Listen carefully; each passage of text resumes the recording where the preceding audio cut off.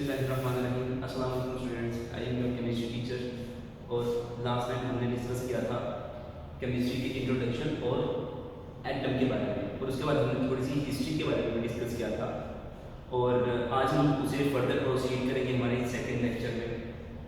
हमने last time पढ़ा था कि ग्रीक फिलोसफर्स ने एटम के बारे में एक हमें आइडिया दिया था, और ग्रीक फिलोसफर्स के अकॉर्डिंग जब मैटर कोई भी ऐसी चीज़ जिसका वजन है और वह जगह के लिए, anything that has mass and occupy space is called matter. कोई भी जो मैटर है, मादा है, हम उसे तोड़ते जाएं और उसे बिल्कुल छोटे से छोटे टुकड़े में जो है वो कन्वर्ट कर दें, तो वो जो छोटे से छोटा उसका जो टुकड़ा है, उसका जो बेसिक यूनिट है, ग्रीक फिलोसफर्स उसे एटम कहते थे। उन्होंने उसे प्रिसाइजली एटम के तौर पे डिफाइन किया, उन्होंने उसे बेसिक पार्टिकल कहा। तो जो ग्रीक फिलोसफर्स ने हमें कहा कि जो मैटर है उसका एक बेसिक यूनिट होता है, लेकिन उसने हमें ग्रीक फिलोसफर्स ने हमें इसके बारे में कोई एक्सपेरिमेंटल एविडेंस नहीं दिया था। ग्रीक फिलोसफर्स ने कोई एक्सपेरिमेंटल बेस हमें एविडेंस नहीं दिया जिससे हमें पता चल सके कि बेसिक यूनिट क्या है। It was just a supposition and imagination, सिर्फ एक इमेजिनेशन थी, एक सोच थी। उसके बाद हमारे पास ना 460 to 370 BC में हमारे पास डेमोक्रेटस एक साइंटिस्ट नाम हुआ है, और उसने हमें बताया कि ये जो बेसिक यूनिट है, जो मैटर को जब हम डिवाइड करते जाते हैं, तकसीम करते जाते हैं मादे को, जो उसका जो सबसे छोटा हिस्सा है, जो उसका बेसिक यूनिट है, उस बेसिक यूनिट को हम एटम का नाम देते हैं। और एटम एक ग्रीक वर्ड है, ग्रीक लैंग्वेज का वर्ड है एटम, और एटम वर्ड एटोमोस से बना है, और एटोमोस का मीनिंग होता है indivisible. Atomos meaning indivisible, indivisible जिसे तकसीम नाम किया जा सके, that is the smallest particle which can not be divided further. एक ऐसा छोटे से छोटा टुकड़ा जिसे मजीद डिवाइड नहीं किया जा सकता, उसे हम एटम कहते हैं, और ये एटोमोस से बना है, और atomos is a Greek word. उसके बाद हमारे पास लेट 17th सेंचुरी की अगर बात करें, तो यहाँ पे हमारे पास हमने प्योर सब्सटेंसेस की क्वांटिटेटिव स्टडी की, तो उसके बाद भी हमारे पास कुछ रिजल्ट्स आए। Now there are two words to understand. दो चीजें यहाँ समझने वाली। मैंने कहा क्वांटिटेटिव स्टडी, दूसरा मैंने कहा प्योर सब्सटेंस। सबसे पहले सब्सटेंस क्या होता है? Anything which is found in its pure form. कोई भी चीज जो खाली हालत में पाई जाती है वो सब्सटेंस होता है।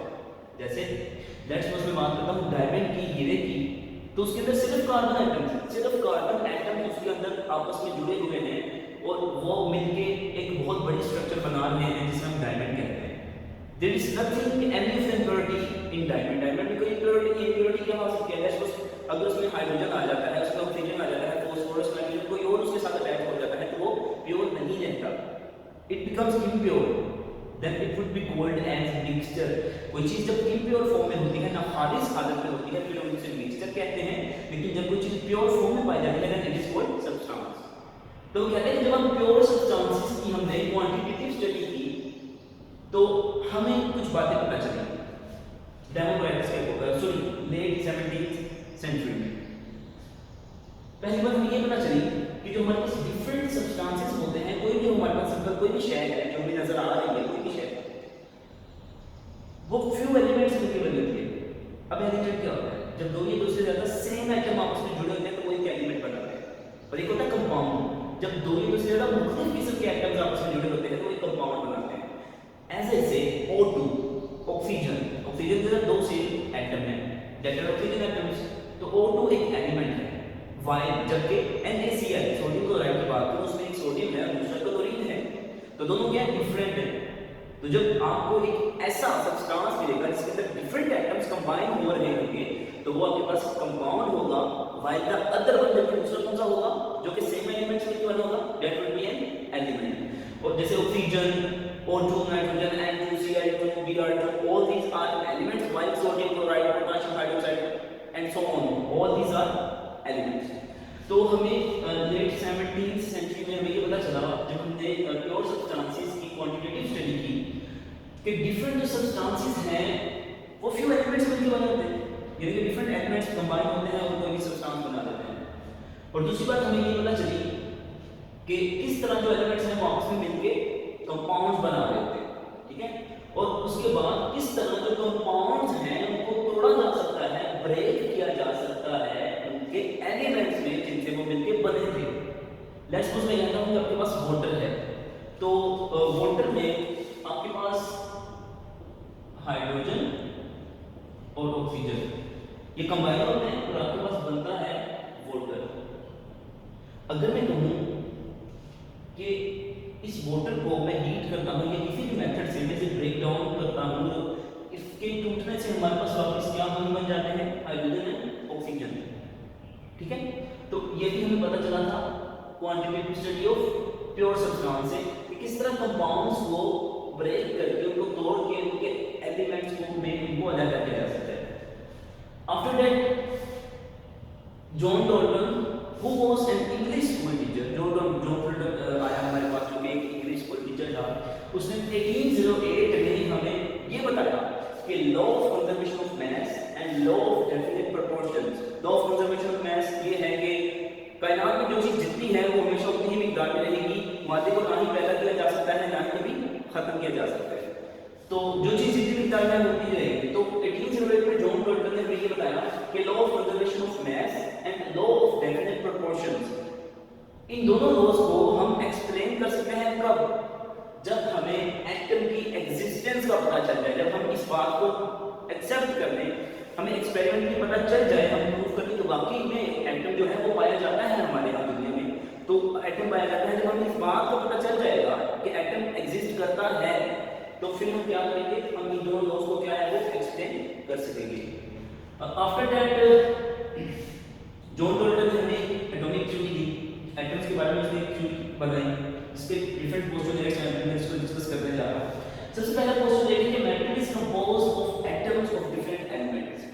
इट्स वेरी सिंपल कि जो भी आपके पास मैटर है, मादा है, लेट्स सपोज आई से you have salt, table salt, जो आप घरों में नमक खाते हो, तो मैं कहता हूं कि वो एक मैटर है, उसका एक वजन है, वो जगह भी कह रहे हैं, वो जिस डिब्बे में है जहां पे मैं पड़ा है उसका एक वजन है, उसने उतनी जगह भी गिनी है जिस चीज के अंदर उसे रखा हुआ है। अब उसके अंदर वो सोडियम क्लोराइड क्या है, वो एक सोडियम और दूसरा क्लोरीन, दो एटम्स मिलकर है, तो वो क्या है, जब डिफरेंट एटम मिलकर वो क्या बनाते हैं, कंपाउंड्स बनाते हैं। तो मैटर क्या है, वो कंपाउंड्स हुआ होता है डिफरेंट एलिमेंट से, नाइट्रोजन सोडियम एक है और क्लोरीन दूसरा एलिमेंट है, तो ये दोनों मिलके नया कंपाउंड बना रहे हैं, या फिर different elements combine and they form compounds. उसके बाद बना है जो atoms of different elements different in their properties. बिल्कुल सिंपल सी बात है कि जो डिफरेंट एटम्स होते हैं उनकी प्रॉपर्टीज भी डिफरेंट होती हैं। As I talk about ferric, ठीक है, लोहे की अगर आयरन की बात करूं ना, लोहे की आयरन की, तो वो एक मेटल है, उसमें से करंट पास हो जाता है, that is conductor of electricity, उसकी प्रॉपर्टीज अलग से हैं। Let's suppose I talk about carbon जो कि डायमंड के अंदर है, उसके अंदर से करंट पास नहीं हो सकता, दैट इज नॉन मेटल, ठीक है। तो different atoms have different properties, they are opposite to each other. उसके बाद हमारे पास 1779 टू 1884 जो है वो, इसमें जेबर जेलियस एक साइंटिस्ट था जो कि स्वेडिश केमिस्ट था, उसने हमें दो बहुत इंपॉर्टेंट फैक्टर्स के बारे में बताया जो हम आज केमिस्ट्री में यूज करते हैं। The first one was atomic mass, उसने एटॉमिक मास के बारे में बताया कि ये क्या होता है। उसके बाद हमें उसने ये बताया कि किस तरह हम किसी भी एटम को जो उसका सिंबल देना है वो किस तरह दे सकते हैं, उसके लिए वाला सिस्टम हमसे इंट्रोड्यूस करवाया। अभी पहली बात कि एटॉमिक मास, एटॉमिक मास क्या होता है, ये देखिए आपको नजर आ रहा होगा कि अगर हम बात करें ना एटम की, एटम के स्ट्रक्चर की बात करें, उसकी साफ की एटम होता क्या है, किस तरह का बना होता है। एटम के सेंटर में न्यूक्लियस होता है और न्यूक्लियस के इर्द गिर्द मिदार होते हैं, वो रास्ते होते हैं जिनके अंदर इलेक्ट्रॉन्स मूव कर जाते हैं। और जो सेंटर में न्यूक्लियस है, उस न्यूक्लियस के अंदर हमारे पास दो डिफरेंट पार्टिकल्स होते हैं, एक तो प्रोटॉन्स होते हैं, प्रोटॉन्स में पॉजिटिव चार्ज होता है, दूसरे को न्यूट्रॉन बोलते हैं। तो एटॉमिक मास क्या होता है, atomic mass is the sum of protons plus neutrons, protons और न्यूट्रॉन्स, इन दोनों का जो सम होता है, इन दोनों का जो मजमूआ होता है, उसे क्या बोलते हैं, एटॉमिक मास। तो जेलियस ने हमें एटॉमिक मास इसके बारे में इंट्रोड्यूस करवाया और साथ में उसने हमें उस सिस्टम से इंट्रोड्यूस करवाया, उसने कैसा सिस्टम, कैसा निजाम हमें बताया जिससे हम किसी भी एटम को एक सिंबल से शो कर सकते हैं। लेट्स से मैं कहता हूं कि मेरे पास है सोडियम सोडियम को हम एक्चुअली इसका जो नेम है वो नाइट्रियम है, तो इसका एक्चुअली नेम तो नाइट्रियम है, लेकिन हम जो है वो सोडियम यूज करते हैं। तो अभी हम सोडियम को Na से शो कर रहे हैं। Na क्या है? सोडियम का सिंबल है, ठीक है। तो ये सिस्टम ऑफ सिंबल हमसे किसने इंट्रोड्यूस करवाया था? जेबर्जी से।